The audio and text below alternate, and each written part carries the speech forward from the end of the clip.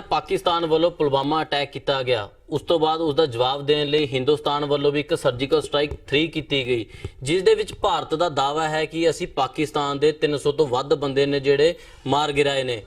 ਅੱਜ ਇਸ ਪੂਰੇ ਮਾਮਲੇ ਦੇ ਉੱਤੇ ਸਾਡੇ ਨਾਲ ਗੱਲ ਕਰਨ ਲਈ ਮੌਜੂਦ ਨੇ ਸ਼੍ਰੋਮਣੀ ਅਕਾਲੀ ਦਲ ਅੰਮ੍ਰਿਤਸਰ ਦੇ ਪ੍ਰਧਾਨ ਸਰਦਾਰ ਸਿਮਰਨ ਸਿੰਘ ਮਾਨ। ਇਹਨਾਂ ਨਾਲ ਗੱਲ ਕਰਾਂਗੇ। ਮਾਨ ਸਾਹਿਬ, ਪਾਕਿਸਤਾਨ ਵੱਲੋਂ ਹਿੰਦੁਸਤਾਨ ਦੇ ਉੱਤੇ ਅਟੈਕ ਕੀਤਾ ਗਿਆ ਤੇ ਉਸ ਦਾ ਜਵਾਬ ਦੇਣ ਲਈ ਹਿੰਦੁਸਤਾਨ ਵੱਲੋਂ ਵੀ ਅਟੈਕ ਕੀਤਾ ਗਿਆ, ਜਿਸ ਦੇ ਵਿੱਚ ਹਿੰਦੁਸਤਾਨ ਵੱਲੋਂ ਦਾਅਵਾ ਕੀਤਾ ਗਿਆ ਕਿ ਅਸੀਂ 300 ਬੰਦੇ ਮਾਰੇ ਨੇ। ਜਿਹੜਾ ਪੂਰਾ ਅਟੈਕ ਹੈ, ਪੂਰਾ ਮਾਮਲਾ ਹੈ, ਤੁਸੀਂ ਇਹਨੂੰ ਕਿਸ ਤਰ੍ਹਾਂ ਦੇਖਦੇ ਹੋ? ਮੈਂ ਸਮਝਦਾ ਜੀ ਕਿ ਇਹ ਮੈਂ ਲਿਖਿਆ ਪੜ੍ਹਿਆ ਆਦਮੀ ਹੈ, ਪੁਲਿਸ ਦੇ ਵਿੱਚ ਵੀ ਰਿਹਾ, ਮੈਨੂੰ ਤਫਤੀਸ਼ ਕਰਨੀ ਵੀ ਆਉਂਦੀ ਹੈ। ਜਿਹੜਾ ਤੁਸੀਂ ਓਪਨਿੰਗ ਦੇ ਵਿੱਚ ਕਿਹਾ ਕਿ ਪਾਕਿਸਤਾਨ ਨੇ ਪੁਲਵਾਮਾ ਦੇ ਵਿੱਚ ਅਟੈਕ ਕੀਤਾ ਤੇ ਉਸ ਤੋਂ ਬਾਅਦ ਇੰਡੀਆ ਨੇ ਪਾਕਿਸਤਾਨ ਦੇ ਉੱਤੇ ਹਮਲਾ ਕੀਤਾ ਜਾਂ ਸਾਰਾ ਕੁਝ ਕੀਤਾ, ਇਹ ਤੱਥਾਂ ਤੋਂ ਠੀਕ ਨਹੀਂ ਹੈ। ਕਿਉਂ ਕਰਕੇ ਅਜੇ ਤੱਕ ਤਫਤੀਸ਼ ਨਹੀਂ ਹੋਈ। ਨਾ ਤਾਂ ਇਹ ਇਲਜ਼ਾਮ ਲੱਗਦਾ ਹੈਗਾ ਕਿ ਇਹ ਪਾਕਿਸਤਾਨ ਨੇ ਕਰਾਇਆ, ਦੂਜੇ ਪਾਸੇ ਕਿਹਾ ਜਾਂਦਾ ਕਿ ਇੰਡੀਆ ਨੇ ਕਰਾਇਆ। ਕਿਉਂ ਕਰਕੇ ਮੋਦੀ ਇਲੈਕਸ਼ਨਾਂ ਦਾ ਮੁੱਦਾ ਉਹਦੇ ਕੋਲੇ ਕੋਈ ਗੱਲ ਹੋਰ ਹੈ ਨਹੀਂ ਸੀਗੀ, ਜਾਂ ਉਸ ਨੇ ਪੁਲਵਾਮਾ ਦੇ ਵਿੱਚ ਬੰਬ ਐਕਸਪਲੋਡ ਕਰਾਇਆ। ਪਰ ਜਿਹੜੀ ਚੀਜ਼ ਦੁਨੀਆ ਦੇ ਅੱਖੋਂ ਪਰੋਖੇ ਹੋ ਗਈ ਹੈ ਕਿ 36-40 ਸਾਲਾਂ ਤੋਂ ਕਸ਼ਮੀਰੀਆਂ ਨੂੰ ਦਬਾਇਆ ਜਾ ਰਿਹਾ ਤੇ ਅੱਜ PhD ਵਾਲੇ ਇੰਜੀਨੀਅਰ ਸਟੂਡੈਂਟਸ ਮਿਲੀਟੈਂਟਸ ਦੇ ਨਾਲ ਸ਼ਾਮਲ ਹੋ ਕੇ ਲੜਨ ਨੂੰ ਮੈਦਾਨ ਜੰਗ ਦੇ ਵਿੱਚ ਆ ਗਏ ਹੈ ਕਿ ਫਿਰ ਉਹ ਕਸ਼ਮੀਰੀ ਬੰਬ ਨਹੀਂ ਬਣਾ ਸਕਦੇ ਹੈਗੇ। ਨਾਲੇ ਉਹਨਾਂ ਨੇ ਆਪਣੀ ਸ਼ਹਾਦਤ ਵੀ ਦੇਤੀ ਹੈ, ਸੁਸਾਈਡ ਬੰਬ ਵੀ ਬਣ ਗਏ ਹੈ। ਤੇ ਜੇ ਬੰਦਾ ਮਰਨ ਨੂੰ ਤਿਆਰ ਹੋ ਜੇ ਤੇ ਫਿਰ ਉਹ ਬੰਬ ਨਹੀਂ ਬਣਾ ਸਕਦਾ। ਇਸ ਐਂਗਲ ਨੂੰ ਵੀ ਤਾਂ ਦੇਖੋ ਨਾ, ਇਹ ਬੰਬ ਕਿਹਨੇ ਬਣਾਇਆ ਹੈਗਾ। ਇੰਡੀਆ ਤਾਂ ਹਮੇਸ਼ਾ ਕਹਿੰਦਾ ਕਿ ਪਾਕਿਸਤਾਨ ਐ ਕਰੀ ਜਾਂਦਾ, ਪਾਕਿਸਤਾਨ ਕਹਿੰਦਾ ਇੰਡੀਆ ਨੇ ਐ ਕੀਤਾ ਹੈਗਾ। ਪਰ ਮੇਰਾ ਮਤਲਬ ਅਸੀਂ ਸਿੱਖ ਹੈ, ਅਸੀਂ ਨਾ ਹਿੰਦੂ ਹੈ ਨਾ ਮੁਸਲਮਾਨ ਹੈ, ਅਸੀਂ ਇੱਕ ਅਲੱਗਾ ਕੌਮ ਹੈ। ਸਾਨੂੰ ਤਾਂ ਦੇਖਣਾ ਚਾਹੀਦਾ ਵਿਦ ਅ ਬਰੋਡਰ ਸਪੈਕਟਰਮ ਕਿ ਇਹ ਗੱਲ ਕੀ ਹੈਗੀ ਹੈ। ਇਹ ਤਾਂ ਤਫਤੀਸ਼ ਇੰਟਰਨੈਸ਼ਨਲ ਲੈਵਲ ਦੇ ਉੱਤੇ ਹੋਣੀ ਚਾਹੀਦੀ ਹੈ ਕਿ ਇਹ ਬੰਬ ਕਿੰਨੇ ਫਿੱਟ ਕੀਤਾ, ਪਾਕਿਸਤਾਨੀਆਂ ਨੇ ਕੀਤਾ ਜਾਂ ਇਹ ਇੰਡੀਆ ਨੇ ਆਪ ਕੀਤਾ ਜਾਂ ਕਸ਼ਮੀਰੀਆਂ ਨੇ ਆਪ ਆਪਣੀ ਆਜ਼ਾਦੀ ਦੇ ਲਈ ਇਹ ਬੰਬ ਉੱਥੇ ਰੱਖਿਆ ਤੇ ਇਸ ਨੂੰ ਚਲਾਇਆ। 2019 ਦੀ ਲੋਕ ਸਭਾ ਇਲੈਕਸ਼ਨ ਆ ਰਹੇ ਨੇ ਮਾਨ ਸਾਹਿਬ, ਕੀ ਤੁਸੀਂ ਸਮਝਦੇ ਵੀ ਜਿਹੜਾ ਅਟੈਕ ਹੋ ਰਹੇ ਨੇ ਜਾਂ ਹਿੰਦੁਸਤਾਨ ਵੱਲੋਂ ਵਾਪਸੀ ਦਾ ਜਵਾਬ ਦਿੱਤਾ ਜਾ ਰਿਹਾ, ਇਹ ਬੀਜੇਪੀ ਦੀ ਸਾਰੀ ਇੱਕ ਮਿਲੀ ਭੁਗਤ ਨਾਲ ਹੋ ਰਿਹਾ ਜਾਂ ਉਹਨਾਂ ਦੀ ਇੱਕ ਸਾਜ਼ਿਸ਼ ਹੈ ਵੋਟਾਂ ਲੈਣ ਦੇ ਖਾਤਰ? ਮੇਰਾ ਜਵਾਬ ਇਹ ਹੈ ਕਿ ਮੋਦੀ ਸਾਹਿਬ ਨੇ ਬੇਰੁਜ਼ਗਾਰੀ ਖਤਮ ਕਰਨ ਦਾ ਐਲਾਨ ਕੀਤਾ ਸੀ ਜਦੋਂ ਇਹ ਪ੍ਰਾਈਮ ਮਿਨਿਸਟਰ ਬਣਨਾ ਚਾਹੁੰਦੇ ਸੀਗੇ। ਹੋਰ ਇਹਨਾਂ ਨੇ ਘਰ ਘਰ ਦੇ ਵਿੱਚ ਰੋਜੀ ਰੋਟੀ, ਇਹਨਾਂ ਨੇ ਜਿਹੜੇ ਵੀ ਐਲਾਨ ਕੀਤੇ ਹੈ ਕਿ ਸਾਰਾ ਕੁਝ ਅਸੀਂ ਲੋਕਾਂ ਦੇ ਲਈ ਕਰਾਂਗੇ, ਇਹਨਾਂ ਨੇ ਡੱਕਾ ਨਹੀਂ ਚਲਾਇਆ ਜਿੰਨਾ ਚਿਰ ਸਿਰਫ ਇਹਨਾਂ ਨੇ ਉਹ ਗਊ ਰਕਸ਼ਕ ਬਣਾਏ ਹੈ ਜਿਹੜਾ ਵੀ ਗਊ ਲੈ ਕੇ ਜਾਂਦਾ ਮੁਸਲਮਾਨ ਉਹਨੂੰ ਮਾਰ ਦਿੰਦੇ ਹੈਗੇ ਹੈ। ਤੁਸੀਂ ਮੈਨੂੰ ਦੱਸੋ ਕਿ ਜਿਹੜਾ ਵੀ ਇਹਨਾਂ ਨੇ ਪ੍ਰੋਗਰਾਮ ਦਿੱਤਾ ਸੀ ਰੋਜੀ ਦਾ, ਘਰ ਘਰ ਰੋਜੀ ਹੋਊਗੀ, ਕੈਪਟਨ ਸਾਹਿਬ ਨੇ ਵੀ ਸਾਰਾ ਕੁਝ ਕੀਤਾ। ਜਿਹੜੇ ਕਿਸਾਨ ਹੈ ਉਹ ਖੁਦਕਸ਼ੀਆਂ ਕਰੀ ਜਾਂਦੇ ਹੈ। ਇਹਨਾਂ ਨੇ ਕਦੇ ਵੀ ਕਿਸਾਨਾਂ ਦੇ ਜਿਹੜੇ ਲੋਨ ਚੜੇ ਹੋਏ ਹੈ ਉਹ ਵਾਪਸ ਪ੍ਰੋਮਿਸ ਕੀਤੇ ਸੀ ਪਰ ਦਿੱਤੇ ਨਹੀਂ। ਹੁਣ ਜਦੋਂ ਨਾ ਤਾਂ ਇਹ ਮੋਦੀ ਕੋਲੇ ਨਾ ਕਾਂਗਰਸ ਦੇ ਕੈਪਟਨ ਸਾਹਿਬ ਕੋਲੇ ਕੋਈ ਮੁੱਦਾ ਹੈਗਾ ਤੇ ਹੁਣ ਇਹਨਾਂ ਦਾ ਮੁੱਦਾ ਇਹੀ ਹੈ ਕਿ ਇਹ ਸਾਰੀ ਚੀਜ਼ ਨੂੰ ਟਾਲ ਕੇ ਹਿੰਦੂਤਵ ਨੂੰ ਭੜਕਾ ਕੇ ਤੇ ਪਾਕਿਸਤਾਨ ਦੇ ਨਾਲ ਜੰਗ ਲਾ ਦਿਓ।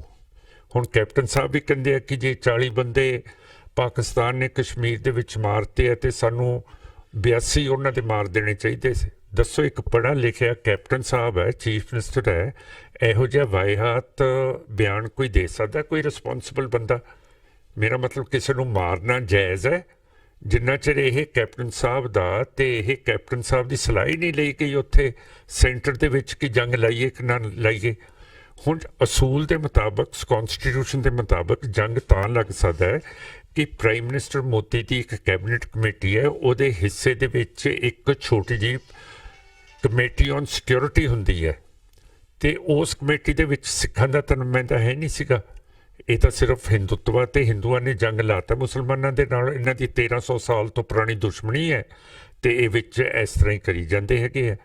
ਹੁਣ ਇਹ ਕਹਿੰਦੇ ਸੀਗੇ ਸਾਡੀ ਦੁਸ਼ਮਣੀ ਹਟ ਜੂਗੀ ਜੇ ਪਾਕਿਸਤਾਨ ਬਣ ਮੁਸਲਮਾਨਾਂ ਲਈ ਪਾਕਿਸਤਾਨ ਬਣ ਜੇ ਤੇ ਹਿੰਦੂਆਂ ਲਈ ਇੰਡੀਆ ਬਣ ਜੇ, ਪਰ ਉਹ ਦੁਸ਼ਮਣੀ ਖਤਮ ਹੀ ਨਹੀਂ ਹੁੰਦੀ। ਅਸੀਂ ਸਿੱਖ ਹੈ, ਗੁਰੂ ਨਾਨਕ ਸਾਹਿਬ ਦਾ ਹੁਕਮ ਹੈ, ਨਾ ਅਸੀਂ ਹਿੰਦੂ ਨਾ ਅਸੀਂ ਮੁਸਲਮਾਨ। ਅਸੀਂ ਕਮ ਸੋ ਕਮ ਇੱਕ ਪੁਲ ਤਾਂ ਬਣ ਸਕਦੇ ਹਾਂ ਹਿੰਦੂ ਤੇ ਮੁਸਲਮਾਨ ਦੇ ਵਿਚਾਲੇ ਕਿ ਇਹਨਾਂ ਨੂੰ ਹਟਾਈਏ ਕਿ ਇਹ ਰਸਤਾ ਗਲਤ ਹੈ, ਇੱਥੇ ਡਿਵੈਲਪਮੈਂਟ ਹੋਣੀ ਚਾਹੀਦੀ ਹੈ। ਤੁਸੀਂ ਡਿਵੈਲਪਮੈਂਟ ਨਹੀਂ ਕਰਾਈ, ਹੁਣ ਤੁਸੀਂ ਸੋਚ ਰਹੇ ਹੋ ਕਿ ਜੰਗ ਦੇ ਨਾਲ ਤੁਹਾਨੂੰ ਵੋਟਾਂ ਪੈ ਜਾਣਗੀਆਂ। ਸਾਡੇ ਪੰਜਾਬ ਦਾ ਕੀ ਹੋਊਗਾ? ਅਸੀਂ ਤਾਂ ਫਰੰਟ ਲਾਈਨ ਸਟੇਟ ਹੈ ਤੇ ਸਾਰੇ ਪਿੰਡ ਇਹ ਖਾਲੀ ਕੀਤੇ ਜਾ ਰਹੇ ਆ। ਹਰੇਕ ਜਦੋਂ ਵੀ ਟੈਨਸ਼ਨ ਹੁੰਦੀ ਹੈ ਤੇ ਮੈਂ ਤਾਂ ਉੱਥੇ ਰਹਿੰਦਾ, ਪਤਾ ਲੈ ਕੇ ਜਾਂਦਾ। ਤੁਹਾਨੂੰ ਪਤਾ ਨਹੀਂ, ਸਾਰੀਆਂ ਟਰਾਲੀਆਂ ਦੇ ਵਿੱਚ ਸਮਾਨ ਲੱਦੇ ਹੁੰਦੇ ਹੈ, ਵਿੱਚੇ ਹੀ ਬੱਚਾ, ਵਿੱਚੇ ਕੱਟੀ, ਵਿੱਚੇ ਬੱਚੇ, ਤੇ ਉਹ ਜਾਣਗੇ। ਕੋਈ ਕੈਂਪ ਨਹੀਂ ਬਣਾਇਆ ਕਿ ਇੱਕ ਪਿੰਡਾਂ ਨੂੰ ਜਾਣਾਂਗੇ, ਅੱਗੇ ਕਿਹੜਾ ਰੈਫਿਊਜੀ ਕੈਂਪ ਬਣੂਗਾ, ਕੱਖ ਨਹੀਂ ਬਣਾਇਆ। ਨਾ ਤਾਂ ਸਾਡੇ ਕੋਲ ਨਿਊਕਲੀਅਰ ਸ਼ੈਲਟਰਸ ਬਣਾਏ ਹੈ। ਇੰਡੀਆ ਵੀ ਨਿਊਕਲੀਅਰ ਸਟੇਟ ਹੈ, ਪਾਕਿਸਤਾਨ ਵੀ ਨਿਊਕਲੀਅਰ ਸਟੇਟ ਹੈ। ਸਾਡੇ ਕਿਸੇ ਵੀ ਪਿੰਡ ਦੇ ਵਿੱਚ ਅਜੇ ਤੱਕ ਨਿਊਕਲੀਅਰ ਸ਼ੈਲਟਰ ਬਣਿਆ ਹੀ ਨਹੀਂ ਹੈ। ਤੇ ਕੈਪਟਨ ਸਾਹਿਬ ਨੂੰ ਪੁੱਛੋ, ਮੋਦੀ ਸਾਹਿਬ ਨੂੰ ਪੁੱਛੋ ਕਿ ਜੀ ਜੇ ਤੁਸੀਂ ਪਿੰਡਾਂ ਨੂੰ ਉਜਾੜਨਾ ਹੈ, ਸਾਡੇ ਪਠਾਨਕੋਟ ਤੋਂ ਲੈ ਕੇ ਗੁਰਦਾਸਪੁਰ ਤੋਂ, ਅੰਮ੍ਰਿਤਸਰ ਤੋਂ, ਤਰਨਤਾਰਨ ਤੋਂ, ਫਿਰ ਪੱਟੀ ਤੋਂ, ਫਿਰੋਜ਼ਪੁਰ ਤੋਂ, ਫਾਜ਼ਿਲਕਾ, ਇਹ ਸਾਰਾ ਜਿਹੜਾ ਇਹ 530 ਕਿਲੋਮੀਟਰ ਦੀ ਬਾਰਡਰ ਹੈ, ਕਿੰਨੇ ਲੱਖ ਤੁਸੀਂ ਇਹ ਬੰਦੇ ਪੱਟੋਗੇ, ਪਰ ਉਹਨਾਂ ਨੂੰ ਇਹ ਫਿਰ ਮੁੜ ਵਸੇਵਾ ਉਹਨਾਂ ਦਾ ਕਿੱਥੇ ਕਰਨਾ ਹੈਗਾ? ਹੁਣ ਜ਼ਮੀਨਾਂ ਦੇ ਵਿੱਚ ਤਾਂ ਫੌਜਾਂ ਬੈਠੀਆਂ ਸਾਡੀਆਂ ਤੇ ਕਣਕਾਂ ਪੱਕਣ ਨੂੰ ਆ ਰਹੀਆਂ, ਗਾਉਣ ਨੂੰ ਆ ਰਹੀਆਂ। ਉਹ ਸਾਰਾ ਕੁਝ ਸਾਨੂੰ ਤਾਂ ਮੁਆਵਜ਼ਾ ਵੀ ਨਹੀਂ ਮਿਲਣਾ, ਸਾਨੂੰ ਕੁਛ ਨਹੀਂ ਮਿਲਣਾ। ਉਹਦੇ ਵਿੱਚ ਟੈਂਕ ਬੜੇ ਪਿੱਤੇ, ਉੱਥੇ ਬਰੂਦੀ ਸੁਰੰਗ ਵੀ ਫਿੱਟ ਕਰਤੇ ਫੌਜ ਨੇ, ਤੇ ਉਹ ਬਰੂਦੀ ਸੁਰੰਗਾਂ ਦੇ ਵਿੱਚ ਤਾਂ ਸਾਡੇ ਜ਼ਮੀਂਦਾਰ ਹਰੇਕ ਸਾਲ ਮਰ ਜਾਂਦੇ ਆ ਜਦੋਂ ਵੀ ਇਹਨਾਂ ਦੇ ਵਿੱਚ ਟੈਨਸ਼ਨ ਹੁੰਦੀ ਹੈ। ਇਹਦਾ ਕੀ ਹੋਊਗਾ? ਮੇਰਾ ਮਤਲਬ ਇਹਦਾ ਰਿਸਪੌਂਸਿਬਲ ਕੌਣ? ਕੈਪਟਨ ਸਾਹਿਬ ਨੇ ਕਿਉਂ ਕਿਹਾ ਕਿ ਅਸੀਂ ਇਹ ਮੋਦੀ ਨੂੰ ਸਪੋਰਟ ਕਰਾਂਗੇ? ਉਹਨਾਂ ਨੂੰ ਕਹਿਣਾ ਚਾਹੀਦਾ ਸੀ ਅਸੀਂ ਕਾਂਗਰਸ ਪਾਰਟੀ ਦੇ ਹਾਂ, ਮੇਰਾ ਸੂਬਾ, ਤੁਸੀਂ ਕਾਂਗਰਸ ਪਾਰਟੀ ਦੇ ਪ੍ਰਧਾਨ ਰਾਹੁਲ ਗਾਂਧੀ ਨੂੰ ਪੁੱਛਿਆ ਨਹੀਂ ਤੇ ਫਿਰ ਤੁਸੀਂ ਜੰਗ ਕਿਵੇਂ ਲਾਤਾ? ਸਾਡੇ ਉੱਤੇ ਜੰਗ ਕਿਵੇਂ ਠੋਸਤਾ? ਕੱਲ੍ਹ ਨੂੰ ਤੁਸੀਂ ਮੈਨੂੰ ਮਿਲਣ ਆਏ ਹੋ ਅਮਰੀਕਾ ਦੇ ਟੈਲੀਵਿਜ਼ਨ, ਮੈਂ ਤੁਹਾਨੂੰ ਕੱਲ੍ਹ ਨੂੰ ਕਹਾਂ ਕਿ ਤੁਸੀਂ ਰੂਸ ਜਾ ਕੇ ਪਿਸਤੌਲ ਮਾਰ ਦਿਓ, ਇਸ ਤਰ੍ਹਾਂ ਦੀ ਗੱਲ ਹੋ ਸਕਦੀ ਹੈ ਕਦੇ? ਇਹ ਮਾਨ ਸਾਹਿਬ, ਜੇਕਰ ਲੜਾਈ ਲੱਗਦੀ ਹੈ ਤਾਂ ਸਿੱਖਾਂ ਦਾ ਕਿੰਨਾ ਕੁ ਨੁਕਸਾਨ ਹੈ, ਪੰਜਾਬ ਨੂੰ ਕਿੰਨਾ ਕੁ ਨੁਕਸਾਨ ਤੁਸੀਂ ਸਮਝਦੇ ਹੋ ਵੀ ਕਿੰਨਾ ਕੁ ਨੁਕਸਾਨ ਹੋਊਗਾ? ਤੁਸੀਂ ਆਏ ਹੋ ਅਮਰੀਕਾ ਤੋਂ, ਜਦੋਂ ਅਮਰੀਕਾ ਨੇ ਅੰਗਰੇਜ਼ਾਂ ਤੇ ਬਰਤਾਨੀਆ ਤੋਂ ਆਜ਼ਾਦੀ ਲਈ ਹੈ, ਉਹਨਾਂ ਦਾ ਨਾਰਾ ਸੀਗਾ ਨੋ ਟੈਕਸੇਸ਼ਨ ਵਿਦਆਊਟ ਰਿਪਰੈਜ਼ੈਂਟੇਸ਼ਨ, ਕਿ ਜਿੰਨਾ ਚਿਰ ਤੁਸੀਂ ਸਾਨੂੰ ਅਸੈਂਬਲੀ ਦੇ ਵਿੱਚ ਰਿਪਰੈਜ਼ੈਂਟੇਸ਼ਨ, ਨੁਮਾਇੰਦਗੀ ਨਹੀਂ ਦਿੰਦੇ, ਉਨਾ ਚਿਰ ਸਾਡੇ ਉੱਤੇ ਟੈਕਸ ਨਹੀਂ ਤੁਸੀਂ ਲਾ ਸਕਦੇ।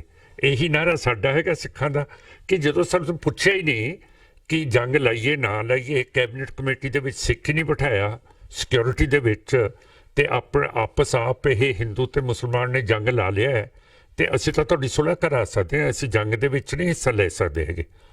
ਸਾਡੇ ਲਈ ਇਹ ਬਿਲਕੁਲ, ਅਸੀਂ ਪੀਸ ਚਾਹੁੰਦੇ ਹਾਂ, ਅਮਨ ਚਾਹੁੰਦੇ ਹਾਂ, ਤੇ ਅਸੀਂ ਬਰਬਾਦੀ ਦਾ ਬੀਗਲ ਨਹੀਂ ਚਾਹੁੰਦੇ। ਤੇ ਅਸੀਂ ਚਾਹੁੰਦੇ ਹਾਂ ਕਿ ਇੱਕ ਸਾਡੀ ਬਫਰ ਸਟੇਟ ਸਿੱਖਾਂ ਦੀ ਅਲੱਗ ਬਣ ਜਾਏ, ਕਿਉਂ ਕਰਕੇ ਇਹ ਜੰਗ ਹਿੰਦੂ, ਮੁਸਲਮਾਨ ਤੇ ਚੀਨੀਆਂ ਦਾ ਤਾਂ ਹਟਣਾ ਨਹੀਂ। ਤਿੰਨੇ ਪਰਮਾਣੂ ਹਥਿਆਰਾਂ ਨਾਲ ਲਾਂਸ ਨੇ। ਇੱਕ ਸਿੱਖ ਵੱਸੋ ਵਾਲੇ ਇਲਾਕੇ ਜਿਹੜੇ ਪੰਜਾਬ ਹੈਗਾ, ਰਾਜਸਥਾਨ ਹੈ, ਕੱਛ ਹੈ, ਹਰਿਆਣਾ ਹੈ, ਹਿਮਾਚਲ ਹੈ, ਜੰਮੂ ਕਸ਼ਮੀਰ ਹੈ, ਲੇਹ ਲਦਾਖ ਹੈ, ਚੰਡੀਗੜ੍ਹ, ਇੱਕ ਆਜ਼ਾਦ ਸਿੱਖ ਸੋਵਰਨ ਸਟੇਟ ਬਣੇ। ਇਹ ਬਫਰ ਹੋਵੇ। ਇਹਨਾਂ ਸਾਰੇ ਤਿੰਨ ਜਿਹੜੇ ਜੰਗ ਕਰਨਾ ਚਾਹੁੰਦੇ ਆਪਸ ਦੇ ਵਿੱਚ, ਇਹਦੇ ਨਾਲ ਇਹ ਦੋਨੋਂ ਇੱਕ ਦੂਜੇ ਦੇ ਨਾਲ ਨਹੀਂ ਲੱਗਣਗੇ ਤੇ ਸਦਾ ਲਈ ਦੱਖਣੀ ਏਸ਼ੀਆ ਦੇ ਵਿੱਚ ਸੁੱਖ ਤੇ ਚੈਨ ਦੀ ਬੰਸਰੀ ਵੱਜਦੀ ਰਹੂਗੀ। ਇਹ ਸਾਡੀ ਪਾਲਿਸੀ ਇਹ ਹੈ। ਮਾਨ ਸਾਹਿਬ, ਹਿੰਦੁਸਤਾਨ ਤੇ ਪਾਕਿਸਤਾਨ ਦੇ ਵਿੱਚ ਥੋੜੇ ਦਿਨ ਪਹਿਲਾਂ ਇੱਕ ਬੜਾ ਵੱਡਾ ਸਮਝੌਤਾ ਕੀਤਾ ਗਿਆ ਸੀ ਕਰਤਾਰਪੁਰ ਲਾਂਘੇ ਨੂੰ ਲੈ ਕੇ। ਜਿਸ ਤਰ੍ਹਾਂ ਦੇ ਸਾਰਾ ਮਾਹੌਲ ਇਸ ਟਾਈਮ ਚੱਲ ਰਿਹਾ ਹੈ, ਤੁਸੀਂ ਕੀ ਸਮਝਦੇ? ਜਦੋਂ ਲਾਰਡ ਵੇਵਲ ਵਾਇਸਰੋਏ ਸੀਗੇ, ਇੱਕ ਮੀਟਿੰਗ ਹੋਈ ਸੀਗੀ ਗਾਂਧੀ ਜਿਨ੍ਹਾਂ ਤੇ ਅੰਗਰੇਜ਼ਾਂ ਦੀ, ਤੇ ਉਹਦੇ ਵਿੱਚ ਫੈਸਲਾ ਲਿਆ ਗਿਆ ਸੀਗਾ ਕਿ ਪੰਜਾਬ ਤੇ ਬੰਗਾਲ ਨੂੰ ਵੰਡਿਆ ਜਾਊਗਾ। ਤੇ ਇਹ ਫੈਸਲਾ ਸਿੱਖ ਲੀਡਰਸ਼ਿਪ ਨੂੰ ਤਾਂ ਦੱਸਿਆ ਨਹੀਂ ਹੈ, ਤੇ ਇਹ ਤਾਂ ਇਹ ਜਿਹੜਾ ਕੁਛ ਇਹਨਾਂ ਨੇ ਕੀਤਾ ਬਹੁਤ ਬੇਈਮਾਨੀ ਕੀਤੀ ਹੈ ਸਾਡੇ ਨਾਲ। ਤੇ ਅਸੀਂ ਨਹੀਂ ਚਾਹੁੰਦੇ ਕਿ ਇਹ, ਅਸੀਂ ਤਾਂ ਚਾਹੁੰਦੇ ਹਾਂ ਕਿ ਸਾਡੇ ਲਈ ਇਹ ਬਾਰਡਰ ਖੁੱਲ੍ਹੇ, ਕਿਉਂ ਕਰਕੇ ਸਾਡੀ ਮੁਸਲਮਾਨ ਨਾਲ ਹਿੰਦੂ ਨਾਲ ਤਾਂ ਦੁਸ਼ਮਣੀ ਹੈ ਨਹੀਂ ਗੀ। ਸਾਨੂੰ ਕਿਉਂ ਇਹਨਾਂ ਨੇ ਕੈਦੀ ਬਣਾਇਆ ਹੋਇਆ, ਇੱਕ ਬਾਬਡ ਵਾਇਰ ਫੈਂਸ ਲਾਤੀ ਹੈ, ਰਸਤੇ ਰੋਕਤੇ ਹੈ। ਸਾਡੇ ਨਨਕਾਣਾ ਸਾਹਿਬ ਉੱਥੇ ਹੈਗੇ ਆ, ਪੰਜਾ ਸਾਹਿਬ ਹੈਗੇ ਆ, ਡੇਰਾ ਸਾਹਿਬ ਹੈਗੇ ਆ, ਕਰਤਾਰਪੁਰ ਸਾਹਿਬ ਹੈਗੇ ਹੈ। ਸਾਨੂੰ ਆਉਣ ਜਾਣ ਦੀ ਪੂਰੀ ਖੁੱਲ੍ਹ ਹੋਣੀ ਚਾਹੀਦੀ ਹੈ। ਇਹ ਸਾਡੀ ਮੰਗ ਹੈ। ਕੀ ਹੈ? ਨਾ ਤਾਂ ਅਸੀਂ ਹਿੰਦੂ ਹੈ ਨਾ ਮੁਸਲਮਾਨ ਹੈ, ਤੇ ਜੇ ਅਸੀਂ ਹਿੰਦੂ ਤੇ ਮੁਸਲਮਾਨ ਨਹੀਂ ਹੈ ਤੇ ਦੋਨਾਂ ਨੂੰ ਇਹ ਰੈਕਗਨਾਈਜ਼ ਕਰਨਾ ਚਾਹੀਦਾ ਕਿ ਇਹ ਇੰਡੀਪੈਂਡੈਂਟ ਕੌਮ ਹੈ ਤੇ ਇਹਨਾਂ ਦੇ ਲਈ ਰਸਤੇ ਇੰਡੀਆ ਤੇ ਇਹ ਪਾਕਿਸਤਾਨ ਨਾ ਬੰਦ ਕਰੇ।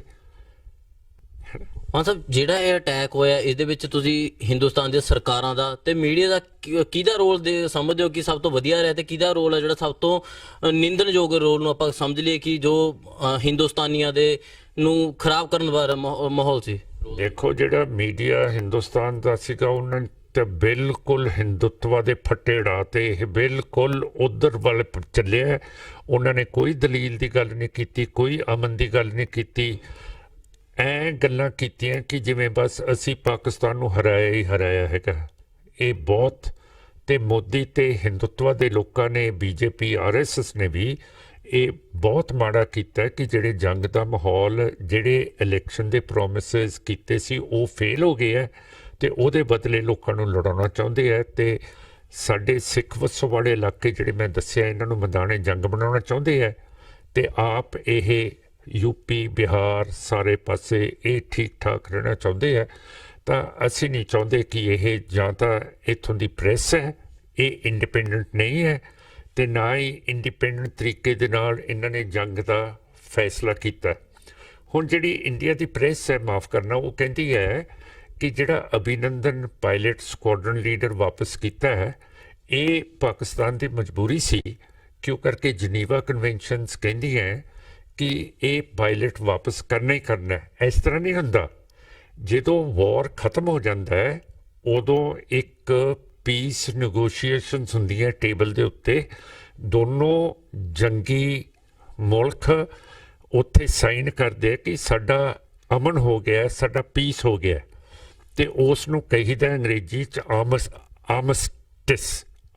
ਆਰਮਿਸਟਿਸ। ਠੀਕ ਹੈ, ਜਿੰਨਾ ਚਿਰ ਆਰਮਿਸਟਿਸ ਨਾ ਹੋਵੇ ਉਨਾ ਚਿਰ ਜੰਗ ਦੇ ਕੈਦੀ ਇੱਧਰ ਦੇ ਉੱਧਰ ਨਹੀਂ ਜਾ ਸਕਦੇ, ਉੱਧਰ ਦੇ ਇੱਧਰ ਨਹੀਂ ਜਾ ਸਕਦੇ। ਇਹ ਤਾਂ ਪਾਕਿਸਤਾਨ ਨੇ ਇਹਨਾਂ ਦੇ ਉੱਤੇ ਬਹੁਤ ਭਾਰੀ ਅਹਿਸਾਨ ਕੀਤਾ ਹੈ ਕਿ ਬਗੈਰ ਟ੍ਰੀਟੀ ਸਾਈਨ ਕਰਨ ਤੋਂ ਬਗੈਰ ਇਹਨਾਂ ਦਾ ਕੈਦੀ ਵਾਰ ਦਾ POW ਉਹਨਾਂ ਨੂੰ ਵਾਪਸ, ਤੇ ਇਹਦੇ ਲਈ ਮੋਦੀ ਨੂੰ ਸ਼ੁਕਰੀਆ ਕਰਨਾ ਚਾਹੀਦਾ ਹੈ। ਪਰ ਇਹ ਸਾਨੂੰ ਗਲਤ ਦੱਸੀ ਜਾਂਦੇ ਆ ਜੀ ਕਿ ਜਨੀਵਾ ਕਨਵੈਨਸ਼ਨਸ ਦੇ ਮੁਤਾਬਿਕ, ਦੇਖੋ ਜਿਵੇਂ ਅਸੀਂ ਸਾਡਾ ਦਿਮਾਗ ਨਹੀਂ ਸਿੱਖਾਂ ਦਾ ਹੈਗਾ, ਉਹ ਤਾਂ ਜੀ ਵਾਪਸ ਹੀ ਕਰਨਾ ਪੈਂਦਾ। ਵਾਪਸ ਤਾਂ ਕਰਨਾ ਪੈਂਦਾ ਜਿਵੇਂ ਸਿਮਲਾ ਅਗਰੀਮੈਂਟ ਹੋਈ ਸੀਗੀ, ਇੰਦਰਾ ਗਾਂਧੀ ਬੈਠੀ ਸੀਗੀ, ਭੁੱਟੋ ਬੈਠਾ ਸੀਗਾ ਦਸਕਾ, ਉਦੋਂ ਬਾਅਦ ਇੰਡੀਆ ਨੇ ਵਾਪਸ ਕਰਤੇ 90,000 ਪਾਕਿਸਤਾਨ ਦੇ ਪ੍ਰਿਜ਼ਨਰਸ, ਉਹਨਾਂ ਨੇ ਇੱਧਰ ਵਾਪਸ ਕਰਤੇ। ਇਹ ਤਾਂ ਪੀਸ ਤੋਂ ਮਗਰੋਂ ਹੁੰਦਾ, ਅਜੇ ਪੀਸ ਤਾਂ ਹੋਇਆ ਨਹੀਂ। ਇਹ ਤਾਂ ਬੜੀ ਫਰਾਖ ਦਿਲੀ ਹੈ ਇਹ ਪ੍ਰਾਈਮ ਮਿਨਿਸਟਰ ਇਮਰਾਨ ਖਾਨ ਦੀ ਤੇ ਪਾਕਿਸਤਾਨ ਦੀ, ਉਹਨਾਂ ਦੀ ਪਾਰਲੀਮੈਂਟ ਨੂੰ ਇਹ ਵਧਾਈ ਜਾਂਦੀ ਹੈ ਕਿ ਉਹਨਾਂ ਨੇ ਬਗੈਰ ਇਹ ਫੈਸਲਾ ਕੀਤਾ ਇਹਨਾਂ ਦਾ ਪਾਇਲਟ ਵਾਪਸ ਕਰਤਾ। ਤੇ ਦੂਸਰੀ ਗੱਲ ਸਾਨੂੰ ਇਹ ਨਹੀਂ ਦੱਸਦੇ ਕਿ ਇਹ F-16 ਕਿੱਥੇ ਇਹਨਾਂ ਨੇ ਡਿੱਗਿਆ, ਇੰਡੀਅਨਸ ਨੇ। ਇਹਨਾਂ ਦੇ ਕੋਲੇ 에ਅਰਬੋਰਨ ਰੇਡਰ 에ਅਰਕ੍ਰਾਫਟ ਹੈ, ਉਹ ਸਾਰੇ ਫੋਟੋ ਖਿੱਚ ਸਕਦੇ ਆ, ਉਹ ਸਾਨੂੰ ਤਸਵੀਰ ਦਿਖਾ ਸਕਦੇ ਜੇ ਪਾਕਿਸਤਾਨ ਦੇ ਵਿੱਚ ਵੀ ਗਿਰਿਆ ਹੈ ਕਿ ਇੱਥੇ ਗਿਰਿਆ ਹੈਗਾ, ਆਹ ਦੇਖੋ ਇਹਦੀ ਫੋਟੋ। ਤੇ ਇਹਨਾਂ ਨੂੰ ਕੀ ਪਤਾ 300 ਦੇ ਬੰਦੇ ਉੱਥੇ ਪਾਕਿਸਤਾਨ ਅਸੀਂ ਮਾਰ ਦਿੱਤੇ ਹੈਗੇ ਆ। ਮੇਰਾ ਮਤਲਬ ਇਹ ਤਾਂ ਸਾਰਾ ਝੂਠ ਬੋਲੀ ਜਾਂਦੇ ਆ ਜੀ, ਇਹ ਭੜਕਾਈ ਜਾਂਦੇ ਵਿਚਾਰੇ ਲੋਕਾਂ ਨੂੰ, ਜੰਗ ਦੇ ਵਿੱਚ ਲਈ ਜਾਂਦੇ ਆ। ਬੇਰੁਜ਼ਗਾਰੀ ਹੱਦ ਤੋਂ ਜ਼ਿਆਦਾ ਟੱਪੀ ਪਈ ਹੈ, ਭੁੱਖਮਾਰੀ ਹੋਈ ਪਈ ਹੈ, ਬਿਲਕੁਲ ਇਹਨਾਂ ਦੀਆਂ ਪਾਲਿਸੀਜ਼ ਫੇਲ ਹੋ ਗਈਆਂ। ਹੁਣ ਜਿਹੜਾ ਫਾਈਨੈਂਸ ਮਿਨਿਸਟਰ ਹੈ ਅਰੁਣ ਜੇਟਲੀ, ਇਹ ਕਹਿੰਦੇ ਆ ਕਿ ਅਸੀਂ ਤਾਂ ਬੜੇ ਪੈਟਰੀਓਟਸ ਹੈਗੇ ਹਾਂ, ਅਸੀਂ ਦੇਸ਼ ਦੇ ਵਫਾਦਾਰ ਹਾਂ। ਜੇ ਤੁਸੀਂ ਦੇਸ਼ ਦੇ ਵਫਾਦਾਰ ਹੋ ਜੇਟਲੀ ਸਾਹਿਬ, ਫਿਰ ਤੁਸੀਂ ਅਮਰੀਕਾ ਕਿਉਂ ਜਾਂਦੇ ਹੋ ਆਪਰੇਸ਼ਨ ਕਰਾਉਣ ਦੇ ਲਈ? ਇੱਥੇ ਲੱਖਾਂ ਬੰਦੇ ਬੈਠੇ ਆ ਜਿਨ੍ਹਾਂ ਨੂੰ ਕੈਂਸਰ ਹੋਇਆ ਹੈ, ਉਹਨਾਂ ਨੂੰ ਤਾਂ ਹਸਪੀਟਲ ਜਾਣ ਦੀ ਇਹ ਪਰਚੀ ਵੀ ਨਹੀਂ ਮਿਲ ਰਹੀ। ਤੇ ਜੇ ਤੁਸੀਂ ਦੇਸ਼ ਭਗਤ ਹੋ, ਤੁਸੀਂ ਅਮਰੀਕਾ ਆਪਣਾ ਆਪਰੇਸ਼ਨ ਕਰਨ ਨੂੰ ਕਿਉਂ ਚਲੇ ਗਏ? ਕਦੇ ਅਮਰੀਕਾ ਦੀ ਕੈਬਨਿਟ ਦਾ ਕੋਈ ਮਿਨਿਸਟਰ ਕਿਸੇ ਹੋਰ ਮੁਲਕ ਦੇ ਵਿੱਚ ਗਿਆ ਆਪਣਾ ਆਪਰੇਸ਼ਨ ਕਰਾਉਣ ਦੇ ਲਈ? ਉੱਥੇ ਕਰਾਉਂਦੇ ਆ। ਇਹ ਕਦੇ ਦੇਸ਼ ਭਗਤੀ ਹੈ ਕਿ ਇਹ ਜੇ ਤੁਹਾਨੂੰ ਕੋਈ ਥੋੜ੍ਹੀ ਜਿਹੀ ਝਰੀਟ ਲੱਗ ਜੇ, ਤੇ ਜੇ ਅਮਰੀਕਾ ਇੱਕ ਛੋਟਾ ਜਿਹਾ ਬਟਨ ਤੁਹਾਡੇ ਇਹ ਸਿਸਟਮ ਦੇ ਵਿੱਚ ਰੱਖ ਦੇ, ਤੇ ਇਹ ਤਾਂ ਸਾਰਾ ਜਿਹੜਾ ਤੁਸੀਂ ਬੋਲਦੇ ਹੋ ਸੁਣਿਆ ਜਾਊਗਾ, ਜੋ ਕਰਦੇ ਹੋ ਉਹ ਅਮਰੀਕਾ ਦੇ ਹੱਥ ਦੇ ਵਿੱਚ ਆ ਜਾਊਗਾ। ਕਦੇ ਮੈਂ ਅਕਲਮੰਦ ਆਦਮੀ ਹੈ, ਮੈਂ ਆਪਣੇ ਦੁਸ਼ਮਣ ਤੋਂ ਉਹਦਾ ਦੂਜੇ ਤੋਂ ਆਪਣਾ ਢਿੱਡ ਥੋੜ੍ਹੀ ਫਟਵਾਊਂਗਾ ਕਿ ਉਹ ਵਿੱਚ ਚੀਜ਼ ਕੋਈ ਜੰਤਰ ਰੱਖ ਦੇ। ਮਾਨ ਸਾਹਿਬ 2019 ਲੋਕ ਸਭਾ ਇਲੈਕਸ਼ਨ ਆ ਗਏ, ਸਿਮਰਨ ਸਿੰਘ ਮਾਨ ਨੂੰ ਦੁਬਾਰਾ ਚੋਣ ਅਖਾੜੇ ਦੇ ਵਿੱਚ ਕਿਉਂ ਕੁੱਦਣਾ ਪਿਆ? ਬਹੁਤ ਲੰਬੇ ਸਮੇਂ ਤੋਂ ਬਾਅਦ ਜਦੋਂ ਤੁਸੀਂ ਆਪਣੇ ਜਿੱਥੋਂ ਪਹਿਲਾਂ ਤੁਸੀਂ ਜਿੱਤ ਕੇ ਲੋਕ ਸਭਾ ਦੇ ਵਿੱਚ ਗਏ ਸੀ, ਦੁਬਾਰਾ ਤੁਹਾਨੂੰ ਉਸੇ ਹਲਕੇ ਦੇ ਵਿੱਚ ਵਾਪਸੀ ਕਰਨੀ ਪੈ ਰਹੀ ਹੈ, ਚੋਣ ਲੜਨੀ ਪੈ ਰਹੀ ਹੈ। ਕਿਉਂ ਸਾਰਾ ਇਹ ਜਿਹੜਾ ਦੁਬਾਰਾ ਤੁਹਾਨੂੰ ਚੋਣ ਲੜਨ ਦੇ ਲਈ ਮਜਬੂਰ ਹੋਣਾ? ਜਿਹੜੀਆਂ ਮੈਂ ਗੱਲਾਂ ਕੀਤੀਆਂ ਜੀ, ਇਹ ਪਾਰਲੀਮੈਂਟ ਦੇ ਵਿੱਚ ਬੋਲਣ ਦੀਆਂ ਹੈਗੀਆਂ, ਤੇ ਇੰਡੀਆ ਨੇ ਸਾਰੇ ਮੁਲਕਾਂ ਦੇ ਉੱਤੇ ਦਬਾਅ ਪਾ ਕੇ ਮੇਰੇ ਵੀਜ਼ੇ ਬੰਦ ਕਰਾਏ ਹੋਏ ਆ। ਤੇ ਅਸੀਂ ਕਹਿੰਦੇ ਹਾਂ ਕਿ ਜੇ ਮੋਦੀ ਨੇ, ਮੈਂ ਤਾਂ ਕੋਈ ਜ਼ੁਲਮ ਕੀਤਾ ਨਹੀਂ, ਜੇ ਮੋਦੀ ਨੇ 2000 ਤੋਂ ਜ਼ਿਆਦਾ ਮੁਸਲਮਾਨ 2002 ਦੇ ਵਿੱਚ ਬਤੌਰ ਚੀਫ ਮਿਨਿਸਟਰ ਗੁਜਰਾਤ ਦੇ ਕਤਲ ਕਰਾਤੇ ਸੀਗੇ, ਉਸ ਨੂੰ ਜੇ ਅਮਰੀਕਾ ਨੇ ਵੀਜ਼ਾ ਦੇਤਾ ਤੇ ਬਰਤਾਨੀਆ ਨੇ ਫੇਰ ਵੀਜ਼ਾ ਦੇਤਾ ਜਿਹੜਾ ਕੈਂਸਲ ਕਰਤੇ ਸੀਗੇ, ਤਾਂ ਮੈਂ ਤਾਂ ਕੋਈ ਇਹੋ ਜਿਹੀ ਗੱਲ ਨਹੀਂ ਕੀਤੀ। ਕਿਉਂ ਤੁਸੀਂ ਇੰਡੀਆ ਦੇ ਕਹੇ ਦੇ ਉੱਤੇ ਮੇਰੇ ਵੀਜ਼ੇ ਖਤਮ ਕਰ ਰਹੇ ਹੋ? ਇਹ ਰੂਲ ਆਫ ਲਾਅ ਤਾਂ ਹੈ ਨਹੀਂਗਾ। ਰੂਲ ਆਫ ਲਾਅ ਹੈਗਾ ਸਾਰੇ ਬਰਾਬਰ ਹੈ ਕਾਨੂੰਨ ਦੇ ਅੱਗੇ। ਪਰ ਅਮਰੀਕਾ ਵੀ ਇਹ ਇਹਨਾਂ ਦੇ ਪਿੱਛੇ ਸਿਰਫ ਇੱਕ ਸਿੱਖ ਨੂੰ ਅਮਰੀਕਾ ਦਾ ਦੌਰਾ ਆਪਣੇ ਸਿੱਖਾਂ ਨੂੰ ਨਾ ਮਿਲਣ ਦੇ ਲਈ ਉਹਦਾ ਵੀਜ਼ਾ ਨਹੀਂ ਦੇ ਰਿਹਾ। ਇਹ ਤਾਂ ਜ਼ੁਲਮ ਹੈ। ਅਮਰੀਕਾ ਤੋਂ ਮੈਨੂੰ ਤਾਂ ਨਹੀਂ ਸੀ ਆਸ ਕਿ ਇਹ ਡੈਮੋਕ੍ਰੈਟਿਕ ਕੰਟਰੀ ਹੈ, ਰੂਲ ਆਫ ਲਾਅ ਹੈ, ਪ੍ਰਿੰਸੀਪਲਸ ਆਫ ਨੈਚੁਰਲ ਜਸਟਿਸ ਇੱਥੇ ਹੈਗੇ ਹੈ, ਤੇ ਇੱਕ ਛੋਟੇ ਜਿਹੇ ਬੰਦੇ ਦਾ ਇਹ ਵੀਜ਼ਾ ਬੰਦ ਕਰ ਦੇਣਾ ਤੇ ਮੋਦੀ ਦਾ ਖੋਲ ਦੇਣਾ। ਕੈਪਟਨ ਸਰਕਾਰ ਵੱਲੋਂ ਜੋ ਬੇਅਦਬੀ ਕਾਂਡ ਨੂੰ ਲੈ ਕੇ ਸਿੱਟ ਬਣਾਈ ਗਈ ਸੀ, ਉਹਦੇ ਵੱਲੋਂ ਆਈਜੀ ਉਮਰਾ ਨੰਗਲ ਨੂੰ ਵੀ ਅਰੈਸਟ ਕੀਤਾ ਗਿਆ, ਹੋਰ ਅਧਿਕਾਰੀ ਵੀ ਕੀਤੇ ਗਏ। ਤੁਸੀਂ ਉਹਨਾਂ ਦੀ ਜਿਹੜੀ ਪੈਰਵਾਈ ਹੋ ਰਹੀ ਹੈ ਉਸ ਨੂੰ ਲੈ ਕੇ ਸੰਤੁਸ਼ਟ ਹੋ ਜਾਂ ਕੀ ਕਹਿਣਾ ਤੁਹਾਡਾ ਇਸ ਬਾਰੇ ਜੀ? ਭਾਈ ਸਾਹਿਬ, ਮੈਂ ਸੰਤੁਸ਼ਟ ਹਾਂ ਕਿ ਸਾਰਾ ਕੁਝ ਹੋ ਰਿਹਾ ਹੈ, ਪਰ ਐਂ ਦੱਸੋ ਕਿ ਸਾਡੀ ਤੀਜੀ ਡਿਮਾਂਡ ਸੀਗੀ ਕਿ ਜਿਹੜੇ 25-25 ਸਾਲਾਂ ਤੋਂ ਸਿੱਖ ਜੇਲ੍ਹਾਂ ਦੇ ਵਿੱਚ ਬੈਠੇ ਹੈ, ਸਾਡੇ ਲੀਡਰ ਹੈ, ਪੋਲੀਟੀਕਲ ਪ੍ਰਿਜ਼ਨਰਸ ਹੈ, ਉਹਨਾਂ ਨੂੰ ਅੱਜ ਕਿਉਂ ਨਹੀਂ ਛੱਡ ਸਕਦੇ? ਜੇ ਪਾਕਿਸਤਾਨ ਦਾ ਪ੍ਰਾਈਮ ਮਿਨਿਸਟਰ ਬਗੈਰ ਸੁਲ੍ਹਾ ਕੀਤਿਆਂ ਇੰਡੀਆ ਦਾ ਪਾਇਲਟ ਵਾਪਸ ਕਰ ਸਕਦਾ ਹੈ, ਤੇ ਫਿਰ ਇੰਡੀਆ ਨੂੰ ਕੀ ਤਕਲੀਫ ਹੈ ਕਿ ਇੰਨੇ ਸਾਡੇ ਸੀਨੀਅਰ ਲੀਡਰਸ ਅਜੇ ਤੱਕ 25-25 ਸਾਲਾਂ ਦੇ ਜੇਲ੍ਹ 'ਚ ਬੈਠੇ ਹੈ, ਉਹ ਰਿਹਾ ਕਿਉਂ ਨਹੀਂ ਕਰ ਸਕਦੇ? ਤੇ ਜੇ ਜਹਾਂਗੀਰ ਬਾਦਸ਼ਾਹ ਨੇ ਗੁਰੂ ਹਰਗੋਬਿੰਦ ਸਾਹਿਬ ਤੇ 52 ਹੋਰ ਹਿੰਦੂ ਰਾਜਿਆਂ ਨੂੰ ਰਿਹਾ ਕਰਤਾ ਸੀਗਾ, ਤੇ ਫਿਰ ਇਹਨਾਂ ਨੂੰ ਕੀ ਤਕਲੀਫ ਹੈ? ਜੇ ਪਾਕਿਸਤਾਨ ਦੇ ਹਿਰਦੇ ਦੇ ਵਿੱਚ ਪੀੜ ਹੈ ਕਿ ਕਿਸੇ ਨੂੰ ਅਸੀਂ ਪਾਕਿਸਤਾਨ ਦੇ ਵਿੱਚ ਕੈਦੀ ਨਾ ਬਣਾ ਕੇ ਰੱਖੀਏ, ਤੇ ਜੇ ਅਸੀਂ ਇੰਡੀਅਨਸ ਹਾਂ ਤੇ ਫਿਰ ਇੰਡੀਆ ਨੂੰ ਕੀ ਤਕਲੀਫ ਹੈ ਕਿ ਸਾਡੇ ਜਿੰਨੇ ਵੀ ਲੀਡਰ ਹੈ 25-25 ਸਾਲਾਂ ਤੋਂ ਅੰਦਰ ਡੱਕੇ ਹੋਏ ਹੈ, ਉਹਨਾਂ ਦੀ ਟਰਾਇਲ ਨਹੀਂ ਹੋ ਰਹੀ, ਉਹਨਾਂ ਨੂੰ ਭੁੱਖ ਮਰੀ ਆ, ਉਹਨਾਂ ਨੂੰ ਡਾਕਟਰੀ ਮਿਹਣੇ ਨਹੀਂ ਹੁੰਦੇ, ਸਾਰਾ ਕੁਛ ਹੈ। ਇਹ ਤਾਂ ਬਹੁਤ ਸਾਡੇ ਉੱਤੇ, ਅਸੀਂ ਨਹੀਂ ਜੰਗ ਲੜ ਸਕਦੇ ਇਹੋ ਜਿਹੇ ਮੁਲਕ ਨੇ ਜਿਸ ਨੇ ਸਾਡੇ ਉੱਤੇ ਜ਼ਬਰ ਕੀਤਾ ਹੋਵੇ। ਅੱਜ ਕਸ਼ਮੀਰ ਦੇ ਵਿੱਚ ਸਾਰੀਆਂ ਮਸਜਿਦਾਂ ਉੱਤੇ ਕਬਜ਼ੇ ਕਰਤੇ ਆ, ਕੋਈ ਵੀ ਨਮਾਜ਼ ਪੜ੍ਹਨ ਨੂੰ ਜਾ ਹੀ ਨਹੀਂ ਸਕਦਾ ਹੈਗਾ। ਪਹਿਲਾਂ ਸਾਡੇ ਦਰਬਾਰ ਸਾਹਿਬ ਦੇ ਉੱਤੇ ਕਬਜ਼ੇ ਕਰ ਲਏ ਸੀਗੇ 1984 ਦੇ ਵਿੱਚ, ਤੇ 36 ਹੋਰ ਗੁਰਦੁਆਰਿਆਂ ਨੂੰ ਢਾਹ ਢੇਰੀ ਕਰਤਾ ਸੀਗਾ। ਜੇ 1984 ਦੇ ਵਿੱਚ ਸਾਡੇ ਨਾਲ ਕੀਤਾ, ਫਿਰ 1992 ਦੇ ਵਿੱਚ ਮੁਸਲਮਾਨਾਂ ਦੀ ਬੀਜੇਪੀ RSS ਨੇ ਮਸਜਿਦ ਘੇਰਤੀ, ਤੇ ਅੱਜ ਇਹੀ ਹਿੰਦੂਤਵ ਦੇ ਲੋਕ ਸਾਰੀਆਂ ਮਸਜਿਦਾਂ ਨੂੰ ਬੰਦ ਕਰਤਾ ਇਹ ਕਸ਼ਮੀਰ ਦੇ ਵਿੱਚ। ਅਸੀਂ ਤਾਂ ਨਹੀਂ ਇਹਨੂੰ ਬਰਦਾਸ਼ਤ ਕਰਦੇ, ਨਾ ਗੁਰੂ ਤੇਗ ਬਹਾਦਰ ਸਾਹਿਬ ਨੇ ਬਰਦਾਸ਼ਤ ਕੀਤਾ ਸੀਗਾ ਜਦੋਂ ਔਰੰਗਜ਼ੇਬ ਹਿੰਦੂਆਂ ਦੇ ਉੱਤੇ ਤੇ ਸਿੱਖਾਂ ਦੇ ਉੱਤੇ ਜ਼ਬਰ ਕਰ ਰਿਹਾ ਸੀਗਾ। ਇਸੇ ਤਰ੍ਹਾਂ ਜੋ ਕੁਛ ਜ਼ਬਰ ਅੱਜ ਕਸ਼ਮੀਰ ਦੇ ਉੱਤੇ ਹੋ ਰਿਹਾ ਤੇ ਉਹਨਾਂ ਦੀ ਜਿਹੜੀ ਧਾਰਮਿਕ ਆਜ਼ਾਦੀ ਹੈ ਉਹ ਖਤਮ ਕੀਤੀ ਗਈ ਹੈ, ਸਾਥੋਂ ਤਾਂ ਬਰਦਾਸ਼ਤ ਨਹੀਂ ਹੁੰਦੀ ਹੈ, ਮਾਫ ਕਰਨਾ। ਮਾਨ ਸਾਹਿਬ, ਆਮ ਆਦਮੀ ਪਾਰਟੀ ਤੇ ਟਕਸਾਲੀ ਆਗੂਆਂ ਦਾ ਗਠਬੰਧਨ ਹੋ ਗਿਆ, ਤੁਸੀਂ ਉਹਨਾਂ ਦੇ ਇਸ ਗਠਬੰਧਨ ਨੂੰ ਕਿਸ ਤਰ੍ਹਾਂ ਦੇਖਦੇ ਹੋ? ਦੇਖੋ, ਮੇਰੇ ਤੇ ਤੁਸੀਂ ਸਾਰੇ ਇਲਜ਼ਾਮ ਲਾਉਂਦੇ ਸੀਗੇ ਕਿ ਮਾਨ ਇਹ ਸਮਝੌਤੇ ਨਹੀਂ ਹੋਣ ਦਿੰਦਾ, ਇਹ ਨਹੀਂ ਕਰਨ ਦਿੰਦਾ, ਇਹਦੇ ਕਰਕੇ ਇਹ ਸਾਰਾ ਕੁਝ ਟਿਕਿਆ ਹੋਇਆ। ਹੁਣ ਮਾਨ ਤਾਂ ਇਕੱਲਾ ਇੱਕ ਸੰਗਰੂਰ ਦੀ ਸੀਟ ਤੇ ਹੈ, ਹੁਣ ਤੁਹਾਡਾ ਸਮਝੌਤੇ ਕਿਉਂ ਨਹੀਂ ਹੁੰਦੇ? ਮਾਨ ਤਾਂ ਪਰ ਬੈਠੇ, ਇਹ ਜਿਹੜੇ ਬੁੱਧੀਜੀਵ ਹੈ ਪੁਰਾਣੇ ਰਿਟਾਇਰਡ ਹੋ ਕੇ ਸਾਬਕਾ ਖਾਲਿਸਤਾਨੀ ਸਾਬਕਾ ਬੁੱਧੀਜੀਵ, ਇਹ ਜਿਹੜੇ ਇੰਨਾ ਕੁਝ ਕਹਿੰਦੇ ਸੀਗੇ ਮੇਰੇ ਬਾਰੇ, ਹੁਣ ਇਹਨਾਂ ਨੂੰ ਪੁੱਛੋ ਕਿ ਹੁਣ ਮਾਨ ਤਾਂ ਲਾਂਭੇ ਹੋਇਆ, ਤੁਸੀਂ ਹੁਣ ਸੁਲ੍ਹਾ ਕਿਉਂ ਨਹੀਂ ਕਰਦੇ ਹੈਗੇ? ਰਵਿੰਦਰ ਕਿਉਂ ਨਹੀਂ ਕਰਦਾ ਹੈਗਾ? ਫਿਰ ਦੂਸਰੀਆਂ ਪਾਰਟੀਆਂ ਕਿਉਂ ਨਹੀਂ ਕਰਦੀਆਂ? ਜਿਹੜੀ ਇਹ ਸਾਰੇ ਟਕਸਾਲੀ ਕਹਿੰਦੇ ਹੋ ਤੁਸੀਂ, ਆਮ ਆਦਮੀ ਪਾਰਟੀ ਕਹਿੰਦੇ ਹੋ, ਹੁਣ ਮਾਨ ਤਾਂ ਵਿੱਚ ਹੈ ਨਹੀਂਗਾ। ਮੇਰਾ ਮਤਲਬ ਤੁਹਾਡੀ ਜ਼ਹਿਨ ਦੇ ਵਿੱਚ ਹੈ ਨਹੀਂ, ਤੁਹਾਡੀ ਜ਼ਹਿਨ ਦੇ ਵਿੱਚ ਹੈ ਕਿ ਅਨਾਰਕੀ ਪੈਦਾ ਰਹੇ ਤੇ ਕੋਈ ਵੀ ਕਾਂਗਰਸ ਬੀਜੇਪੀ ਦੇ ਖਿਲਾਫ ਕੋਈ ਧਿਰ ਖੜ ਨਾ ਸਕੇ ਜਿਹੜੀ ਇਹਨਾਂ ਦੇ ਨਾਲ ਪੂਰਾ ਮੁਕਾਬਲਾ ਕਰੇ, ਪਾਰਲੀਮੈਂਟ ਦੇ ਵਿੱਚ ਵੀ ਤੇ ਪੰਜਾਬ ਦੇ ਵਿੱਚ ਵੀ।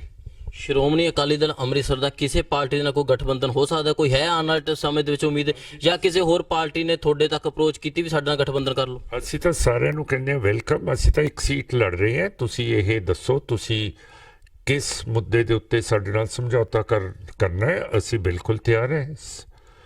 ਸਰ ਧਿਆਨ ਸਿੰਘ ਮੰਡ ਜਥੇਦਾਰ ਹੈਗੇ ਅਕਾਲ ਤਖਤ ਸਾਹਿਬ ਦੇ, ਉਹਨਾਂ ਦੇ ਕੋਲੇ ਚਲੇ ਜਾਣ। ਇਹ ਉਹਨਾਂ ਨੇ ਸਾਰੇ ਫੈਸਲੇ ਕੀਤੇ, ਨਾਲੇ ਕਮੇਟੀ ਨੇ ਫੈਸਲੇ ਕੀਤੇ ਹੈਗੇ ਆ, ਇਲੈਕਸ਼ਨ ਕਮੇਟੀ ਨੇ, ਤੇ ਜ਼ਰੂਰ ਅਸੀਂ ਐਡਜਸਟ ਕਰਨਾ ਚਾਹਾਂਗੇ। ਜਿਹੜੇ ਲੜਨਾ ਚਾਹੁੰਦੇ ਆ ਬੀਜੇਪੀ ਬਾਅਦ ਤੇ ਕਾਂਗਰਸ ਦੇ ਖਿਲਾਫ।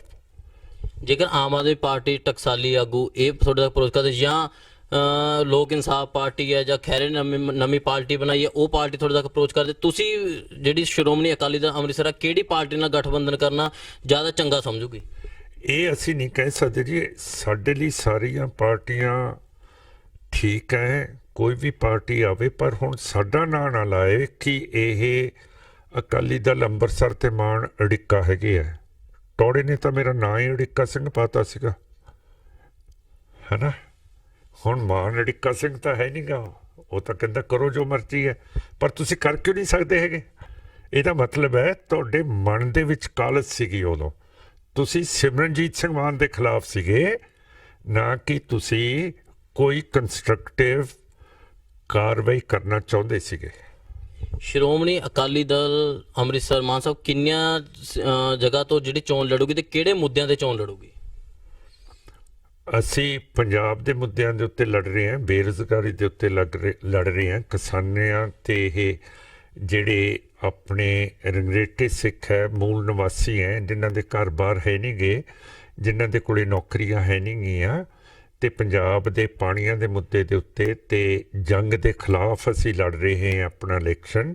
ਇੱਕੋ ਇੱਕ ਪਾਰਟੀ ਹੈ ਜਿਹੜਾ ਸਿੱਧਾ ਤੌਰ ਦੇ ਉੱਤੇ ਸ਼ੁਰੂ ਤੋਂ ਕਹਿ ਰਹੀ ਹੈ ਕਿ ਅਸੀਂ ਜੰਗ ਨਹੀਂ ਬਣਾਉਣਾ, ਨਾ ਅਸੀਂ ਪੰਜਾਬ ਨੂੰ ਖਾੜਾ ਬਣਨ ਦੇਣਾ, ਨਾ ਸਿੱਖ ਵਸੋਂ ਇਲਾਕੇ ਖਾੜਾ ਬਣਨ ਜੰਗ ਦਾ।